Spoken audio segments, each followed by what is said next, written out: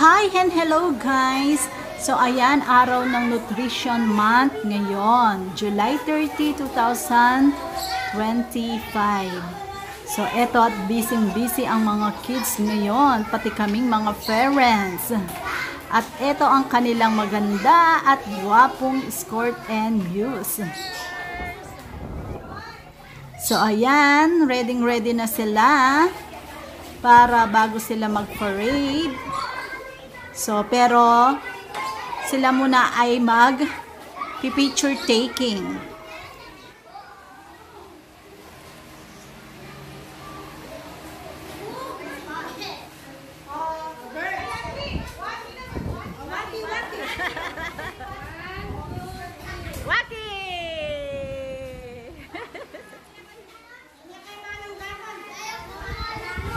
Oh, Waki!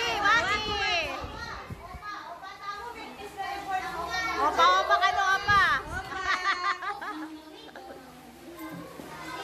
Ayan! Ito ang maganda nilang teacher, si Ma'am Jaja. Ayan guys, ready na sila for parade. Actually, hindi na ako yung kumukuha ng video nito, ang mister ko na, kasi ako nasa classroom ako, kasama ko si Ma'am President.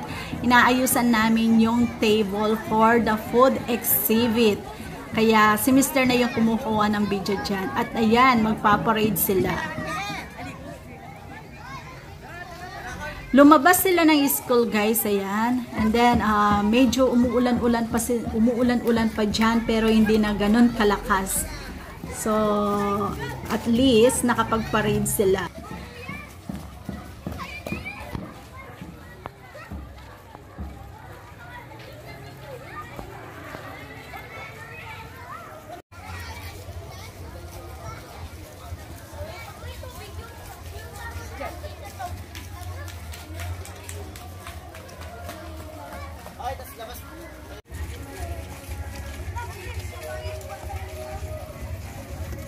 Ito si Axel ko guys, yung may kasama na nakapayong sa blue.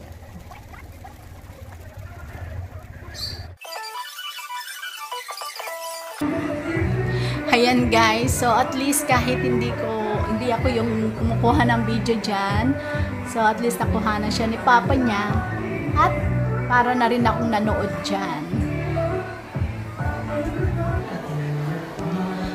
Diyan, ready na sila. Ito ang kanilang napakagandang views at saka napakapoging escort ng 3 Dahlia. Ayan. So, ready na sila dyan, guys. So, habang busy sila dyan, kami ay busy din sa classroom na nag-aayos ng table for the food exhibit.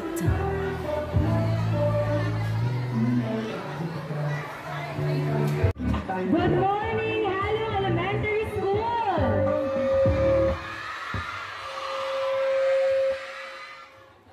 Handa na ba kayo? Sige po, para makapagsimula na tayo, maaari po ba yung mga magulang?